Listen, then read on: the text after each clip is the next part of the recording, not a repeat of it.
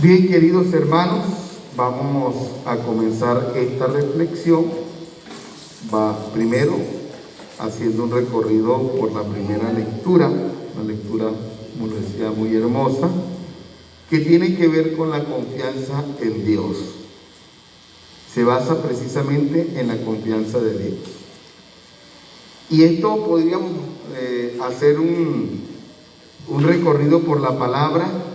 Podríamos escrutar esta palabra y mirar desde varios campos cómo nosotros desconfiamos de Dios. ¿Sí? ¿Cómo desconfiamos de Dios? Fíjense que la lectura que hemos escuchado hoy de la sabiduría dice: condenemos al justo a una muerte ignominiosa. ¿Qué es la ignominia?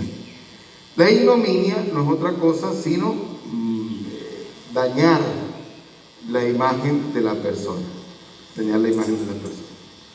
Aun cuando la persona no puede, una persona justa se muestra, aunque la gente trate de buscarle caída y no, que es un justo, las personas a veces tratan de dañar la imagen. Pero si él confía en Dios, aunque muchas personas se preparen para hacer el mal, lamentablemente Dios saldrá en su defensa. Siempre Dios saldrá en su defensa. Me acuerdo del pasaje bíblico que nos habla de aquella mujer que querían acusar, ¿verdad?, de estar en pecado, y aquel hombre salió en su defensa y puso a dos personas allí y le decía: ajá, ¿sobre qué árbol estaba sentado? Uno dijo: no, sobre una encima.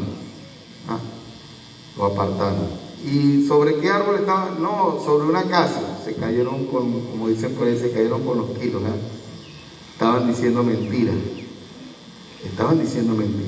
Porque el Señor siempre nos muestra y nos da pista a nosotros cuando algo está mal.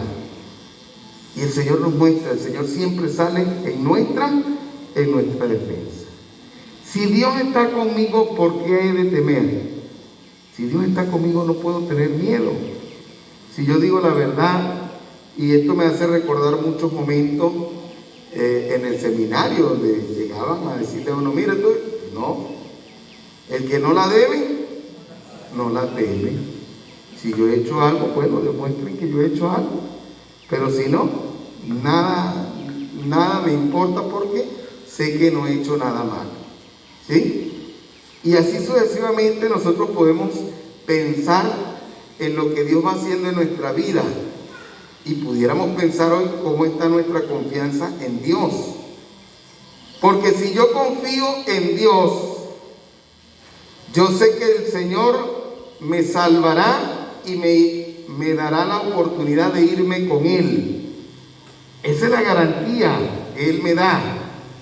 Y si esa es la garantía, ¿a qué voy a tenerle miedo? Ni siquiera a la muerte puedo tenerle miedo. ¿Por qué? Porque el Señor me ofrece estar a su lado. No podemos nosotros desconfiar de Dios. Y muchas veces nosotros sabemos que hay gente que viene a la misa, que dice creer en Dios confiadamente, pero cree en la matica de sábila.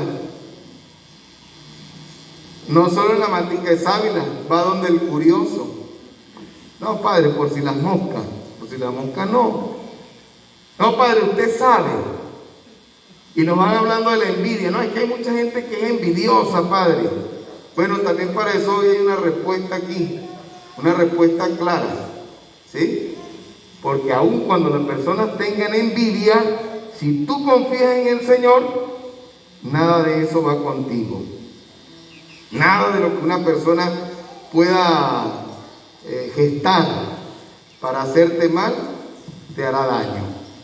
Hay que confiar en el Señor, ¿sí?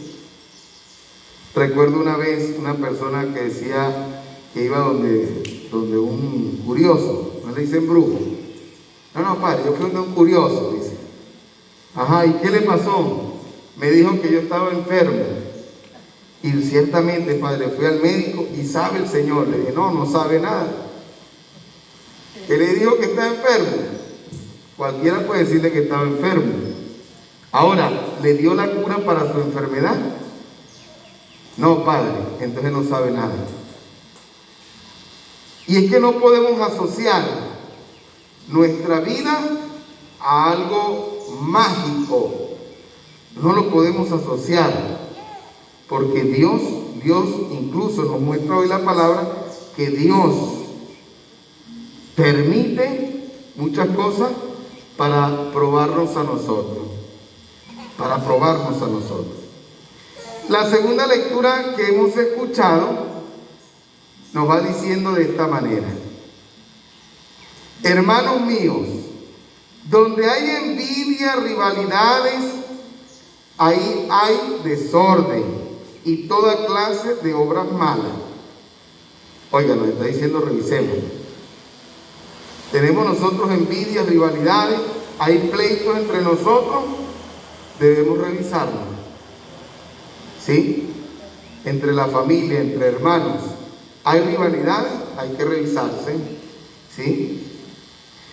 Pero los que tienen la sabiduría, las personas sensatas, que vienen de Dios, son puros ante todo.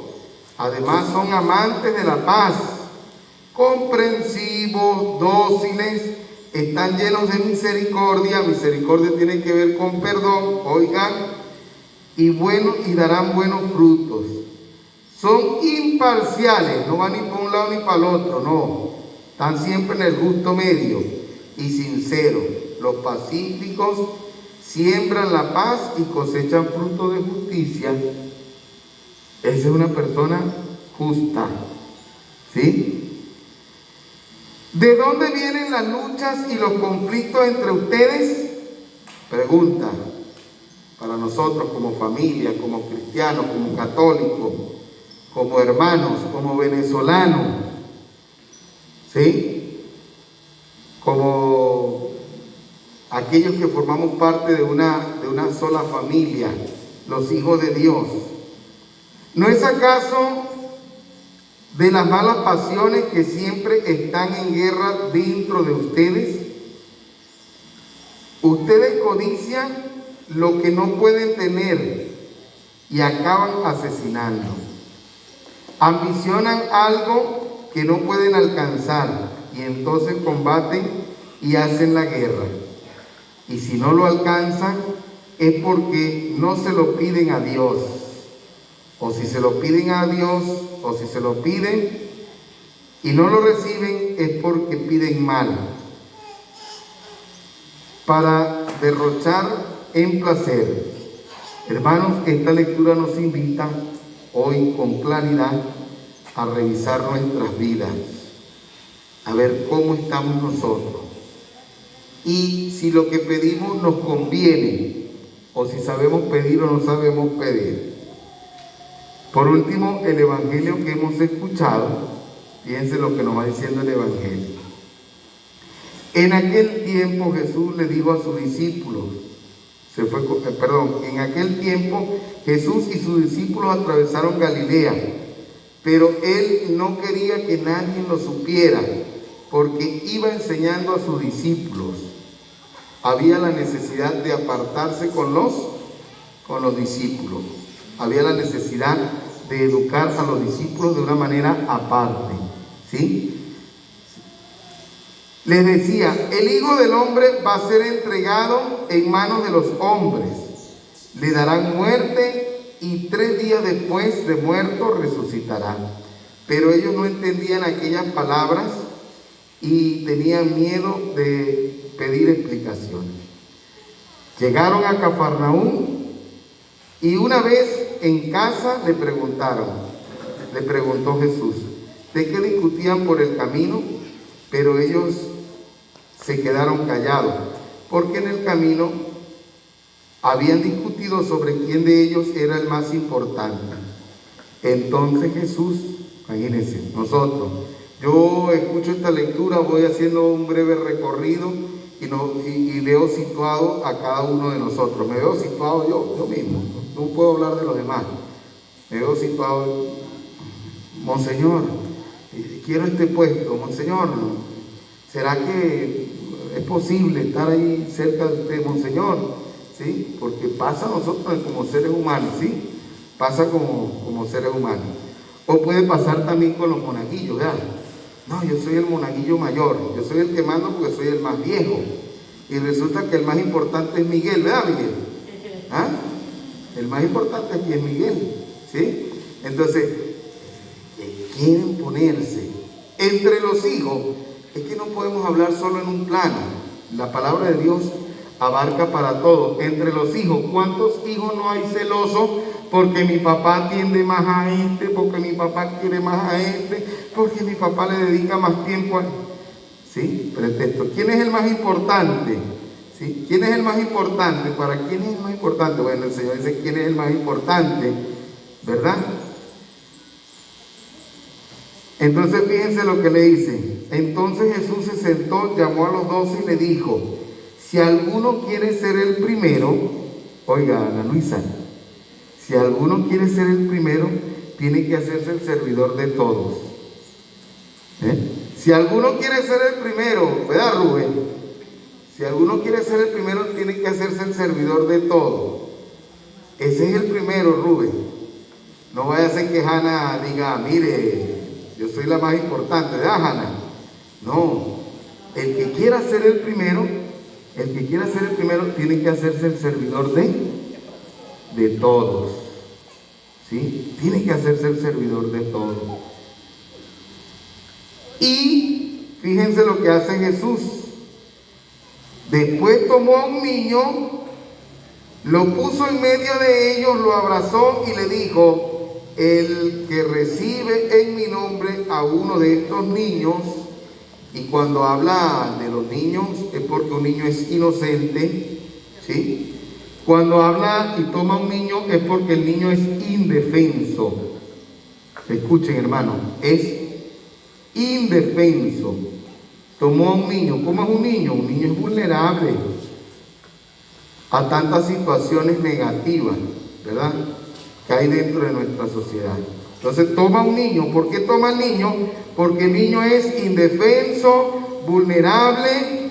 Lo puso en medio de ellos, lo abrazó y les dijo: el que recibe en mi nombre a uno de estos niños, a mí me recibe. Es decir, quien recibe a un pobre, a un desamparado, a una persona vulnerable, recibe al Señor.